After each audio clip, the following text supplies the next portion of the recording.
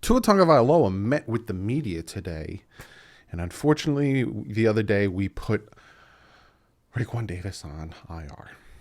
Let's talk about all this.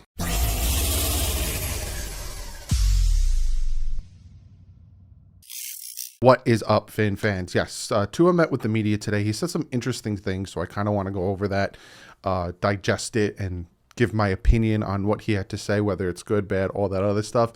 And we're going to talk about Raekwon Davis. Before we jump into that, if you guys didn't check out earlier today's video, I finally sat down and got to break down the all 22 of the Patriots game. I'm going to try to do that for every single game. Very interesting stuff, some offensive line stuff. Tua threw a little bit inaccurate. I think there was a couple passes where I'm like, they were completed, but if you're nitpicking, a little inaccurate. But I'd say the biggest woe of the offense was the offensive line. And then I talk about some defensive plays. I talk about the Patriots. Go check that out. That's earlier today's video. If I know how to, I'll pop it up. Normally this thing pops up and then you can go watch that.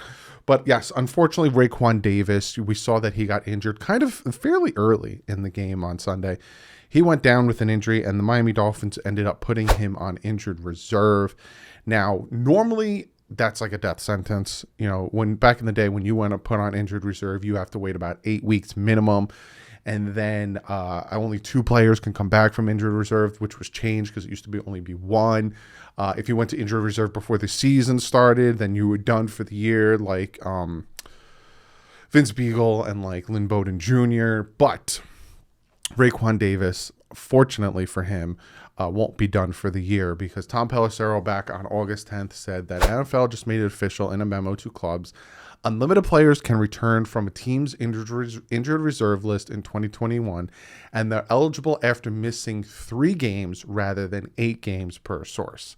A popular change spawned by COVID challenges stays for another year. So essentially, he can come back in 3 weeks. So he can come back for, let me see the schedule real quick. He can come back for the Bucks game, I think it is. Yeah, he can come back for the Bucks game. I'm hoping that's the case. I'm hoping it's not a major injury and he can come back for that game and help us out. But as of now, we're going to be without Raekwon Davis for a minimum of 8 for 3 games, possibly 8, possibly for the year. We don't know the injury. I don't know the injury, and we won't. That's just Brian Flores' MO. So give you guys an update on that. I know that happened, I think it was Monday or Tuesday. It's Wednesday now. So sorry, it took me a minute to talk about it, but I wanted to get all the facts and everything before I brought that up. Now, Tua Tagovailoa met with the media, and I wanted to get his thoughts on everything because, people out there are praising Mac Jones and saying Tua didn't play well, which I don't understand because Tua had 2 touchdown drives. Mac Jones only had 1. They both made some stupid mistakes. They both caused turnovers. One, he was lucky that a player was there, Mac Jones. So I wanted to hear what he had to say about the plays and all that stuff. So first, he wishes Dan Marino a happy 60th birthday. We all wish him a happy 60th birthday. Then they asked him, do you have a relationship with Marino? And he says, I think Dan has done a great job being in our meetings. He's done a lot of input in our meetings. Happy birthday to Dan. I get to see Dan today, and I wished him a happy birthday. He's not much of a texter, but in person, Dan sits in our meetings, helps us with things that we don't see or we never thought of seeing. I think it's really good to hear from his perspective, someone who has played the position, someone who's a Hall of Famer and one of the best to ever do it. I like the fact that Dan Marino goes in there and helps them out. If I wanted any quarterback to be chirping in my ear, helping me out with stuff, it's going to be Dan Marino. They asked, has he spoken to Fitz since he got hurt? He says, I have spoken to Fitz. Fitz is going through what he's going through. I wish him the best. I think this is something that he'll go through, kind of knowing the kind of person Fitz is. He'll get through this. And I'll talk about that whole situation when it comes to the picks video, which will be out tomorrow. But it really sucks when that happens. Then they asked him the Patriot game, what stood out to you about the success you were able to have in the opening drives and not being able to finish drives later on? What stood out to you? And this is why I wanted to talk about his press conference. I know other players did their press conferences, but I wanted to hear from Tua himself, and I wanted to hear from his little noggin why, because I watched the film and I kind of saw why. And some of the reasons was the offensive line, horrible coverage. Some of the other reasons was potentially, him in his head. The other reasons were just good defense. So I want to hear his reasons. He says, I think they made some good adjustments defensively. Like I said, we came out, we knew what we wanted to do as far as the game plan. We got to execute and we got to finish drives. I think it's tough for our defense to go out there and have 12, 14, 16 play drives. And we're going 3 and out on the next series, things like that. I think that comes down to communication for us and execution. I could see that because like he said, they had an 80-yard drive. And then it was 3 and out, then field goal, then 3. It was just constantly not getting where they needed to be. And then after the half, 80-yard drive, touchdown. And when he says, I think it came down to communication for us and execution, you saw that. Again, if you go back and watch the film breakdown, I show you Kinley and Robert Hunt running into each other. I showed you bad block management. I showed you certain passes where if Tua would have led him one way versus the other. So it is a lot of communication and execution. And they asked him, because Will Fuller's back. Will Fuller was not on the injury report. They asked him what is his comfort from a timing standpoint. He says, I think it's fun. I think it's fun. It's good. It's good to have Will back. We could see in the game plan what things can do, what he can do to help us win this game. I'm so excited for him. That's me. That's not Tua. It's still things that we need to work on with Will, with me on timing. That's what special teams is for. When special teams is out there, I'm pulling him to the side and throwing routes to him, single routes, whatever routes he has in the game plan and things like that. I got super confused if you saw my face. I'm like, what is special teams? He's pulling him aside and saying, hey, man, let's work on this timing. You're seeing night and day Tua from last year and Tua from this year. Tua from last year, from what I saw, it didn't seem like this was his team. It was Fitzpatrick's team. It was Fitzpatrick's playbook, and they handed the keys to Tua. They took it.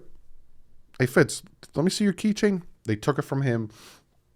Tua, it's your card now. And he's like, I don't know how to drive stick shift. Will you figure it out? Also, you got some children in the back seat that you need to quiet down, but I don't know what they like. Don't worry about it. You'll figure it out. Now, it's his team. He knows this playbook in and out. He is talking to them. Like that video that I keep popping up of him talking to Waddle and Grant, showing the routes and everything, pulling Austin Jackson to the side, talking to him. The fact that he's like, hey, they're doing special teams. Me and you, let's go work on some timing. I love his command of the team and the command of the offense. And everyone's like, well, didn't get voted captain. Get all the facts before you make stupid comments. Going back to Marino, what advice? And I think this is funny. Marino essentially told him, pick a guy and let it fly. To a certain extent. Don't throw interceptions at pivotal points, please, for the love of God. Then somebody asked, I don't know if someone has ever told you this, but I was told that you are the youngest quarterback ever to win in Foxborough. Based on that and based on the game and getting the W, of course, what did the game do for your confidence as you lead into leading this offense and you are the starter? I did not know he was the youngest to win in Foxborough. That is fantastic. Also, 2-0 against Bill Belichick. 2-0 with 3 rushing touchdowns, 1 passing touchdown, unfortunately an interception. He says it's good. It feels good to win the game. Obviously, for myself, I would say I'm a pretty confident person in things that I can do. That's what I would say to that. Obviously, it feels good to win, but I think my confidence comes from within and trusting in my preparation. I felt like we came into that game well prepared. There were just things that we need to adjust on. And like I've said before, it really comes down to execution for us on the offensive side of the ball. Yeah, but even on the defensive side of the ball, a lot of people like to say I make excuses for Tua. But on the defensive side of the ball, if you go watch the film breakdown, there was some miscommunications on the defensive side that kind of led to people getting open. So it was week 1. Let's just chalk it up to that. We won. But it's week 1. Did anyone tell you that you were the youngest quarterback to win a Foxborough? He says, no, you're the first. So thank you. I didn't know that either. So Thank you for that. In your 10 NFL starts, you've had a lot of success up tempo, which is true. And they wanted, this is me talking out, they wanted to run that last year, but Chan Gailey said no, because that's not the style of offense he ran. And again, I'm not blaming Chan Gailey at all. Chan Gailey did a lot with what he had. A lot of receivers got injured. I'm just saying. You did at the start of the game on Sunday. At this stage of your career, do you have a comfort level to encourage co-offensive coordinators on the sideline to gear that up-tempo up then maybe they don't want to? Or do you feel like it's not your place this early in your career? So essentially they're asking, like, he runs the up-tempo really well. He runs the no-huddle really well. And I talked about that last year, that always before the half, if we needed a field goal, we always got a minimum of a field goal. Like whenever we wanted to get points, we always got a minimum. And he said, so they asked him, like, do you say to the co-OCs, hey, let me run up tempo more, or do you feel it's the beginning of your career and needs to sit back and hush it up? He says, I think we go into these games having a game plan. It's a mutual game plan. There's a lot of open communications with him and the coaches. We kind of all talk through that pretty much starting today throughout the whole week. It really is not set until the day of the game. It continued communication with all of us. Yeah, that's what it is. If us getting the ball is going to help us execute a lot better this week, then that's what we're going to do. If getting guys spread out is going to help, that's what we're going to do. Yeah, there's not much I could talk upon that because that's how it rolls. They're going to change it this week because that's what you do in the NFL. They're going to watch your game film from last game, and then you're going to have to change it this game, or else you're going to do the same things. They're going to pinpoint it, recognize what you're doing, shut it down. They asked about Will Fuller again, and essentially saying, what the kind of element of surprise, because no one, they haven't seen Will Fuller, and, the two of you, and no film, all that stuff. He says, yeah, it does excite him. I'm obviously seeing his film with Houston, seeing a lot of routes that he does well in them, and then also talking to him about the routes that he likes and he does well in as well. Yeah, he's excited. This is the one I wanted to talk about the most. Somebody asked, near the end of the game, there was a passing play called when you guys had a 1-point lead and you dropped back near your end zone and threw a slant to Devontae Parker. What kind of confidence and what kind of message is that for you to be called upon to pass in that situation where it could just be, let's run a bunch? And if you guys, I'm sorry I keep saying this, but go watch the film breakdown. And one of the last things I talk about is how that play sealed the game, because it was a 1st and 14 because, Tua play actioned RPO, kept the ball, ran it for about a 9-yard gain, but there was like a tic-tacky holding call on Liam Eichenberg. So it got half the distance from the goal. So it was 1st and 14. Dolphins very easily could have just ran, and then punted. Hopefully ran first down, but most likely than not, the Patriots were expecting that. We're going to jump those routes, all that stuff. So they throw, it was RPO. He could have gave it to him. He kept it, dropped it off to Devontae Parker on a slant, got about 13 yards. It became 2nd and 1, 2nd and 2. Really, really helped them get that first and kind of seal the game for them. So they asked him, how does it feel having the confidence that they said, we're going to pass it here? And I found this extremely interesting, what he says. It wasn't necessarily a pass play. It was really a run play, but there's a force in the box and we can take care of it. We don't have enough guys unless you want me to block, but I'm not going to do that, at least laughs, by taking care of that. That shows how we do that. Let me read that again. It wasn't necessarily a pass play. It was a run play, but there is a force in the box and we can take care of it. We don't have enough guys unless you want me to block, but I'm not going to do that. By taking care of that, that's how we do it. So then they asked, so you switched it to a pass play? We had that in. That's what I'd say. So essentially he's saying that it was a run play that was called, and he audibled it to a pass play because he noticed that they were essentially enough guys in the box that they were going to stop the run, and he thought to himself, let me try this pass play. So he audibled. They asked him, this is the last thing I'm going to talk about. It looked like the first play of the game that you ran, you hit. When you get late in the game, how much are you talking to the co-OCs to say, hey, this is what I like, this is what I'm seeing, This is what I feel comfortable with. And he says, with it being that late in the game, as a quarterback, you've got to understand situational awareness. You're really not trying to give them the ball back to go down and drive and kick a field goal. Really, we're trying to run the clock down. They have 3 timeouts. We're trying to make them use those timeouts. But more importantly, we're trying to get a first down. I think 2 first downs in that situation is really what helped us kind of take over the end of the game. I think that there was about 3 minutes and something left. I think it was big. I think it was really big. Yeah.